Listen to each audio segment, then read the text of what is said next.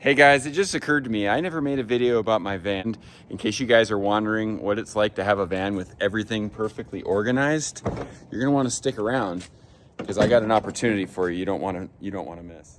Now ask yourself if you've ever seen a work van that looks like this. I'm not trying to brag, but I am pretty proud.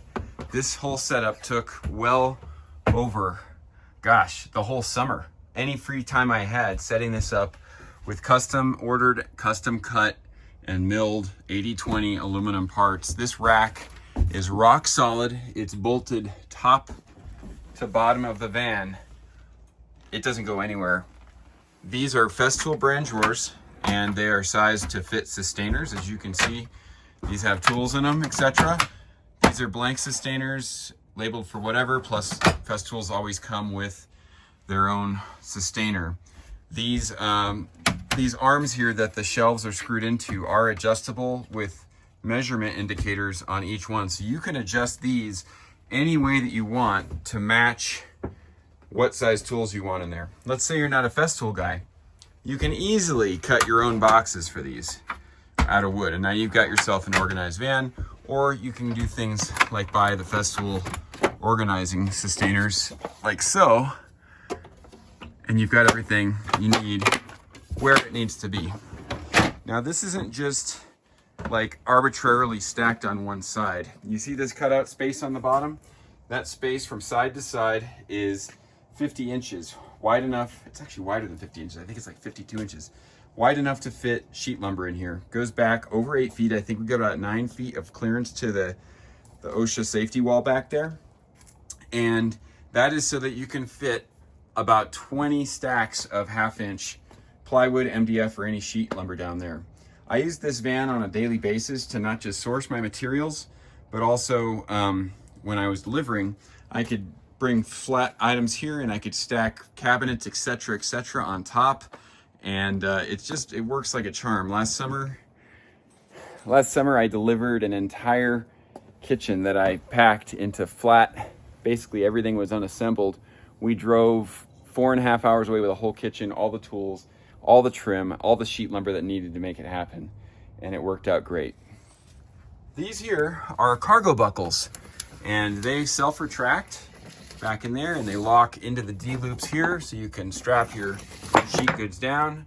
I have those at the ends and in the middle so you can get a secure fitting on everything. Everything is designed around Festool. Again, you can redo this any way that you need to if you were gonna have this system. This is, my Capex. I got that hanging.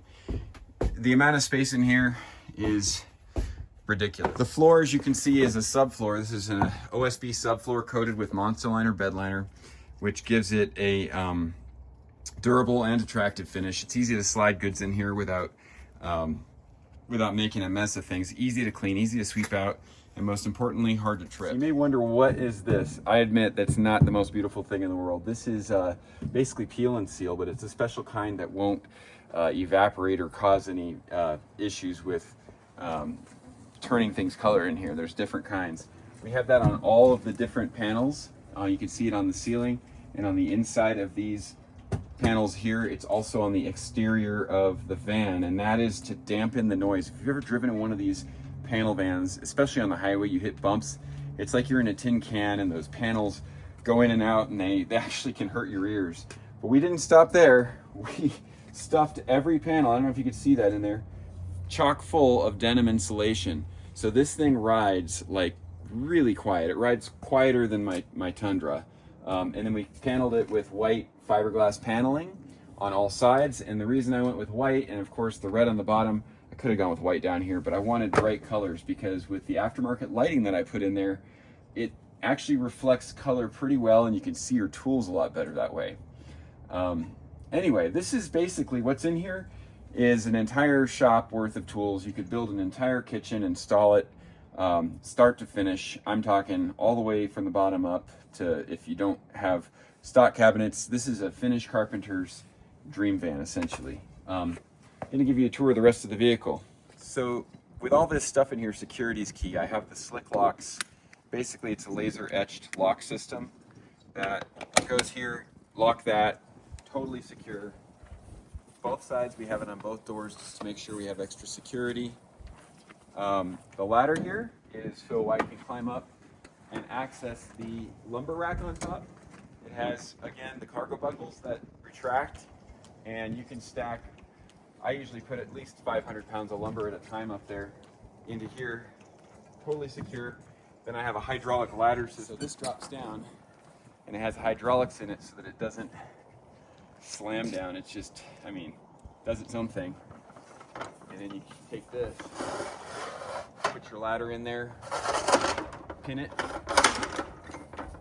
and then you pull on the lever, it goes back up. Pretty slick. That part's not custom. You can buy those, but they're not. So this is the Nissan 3500 SL. It's the highest payload. They don't make these anymore. In my opinion, it's the most reliable American-made, well, most reliable high roof van, and it's also American-made. It uses a V8 engine made down in the south. I can't remember what state it is. I think it's Tennessee. But this is the SL trim model. It has all the upgrades, fully adjustable power seats, which is important for a tall guy like me. The divider panel, I got the tall person version. It's pushed back a few inches so that someone who's over 6 feet tall can easily fit in here comfortably. The stereo's nice. Integrated backup camera and backup alarm. I'm gonna go ahead and start it up, show you the engine. I almost forgot to mention, it has a 2-mile range remote with alarm. You can see it unlocks it, you can lock it, and a remote start. It's gonna lock it when I do remote start automatically. That is so key for those cold mornings or a hot day. You just set your climate control where you want it and then wait. You show up and you don't have ice on the window, you just get onto your job.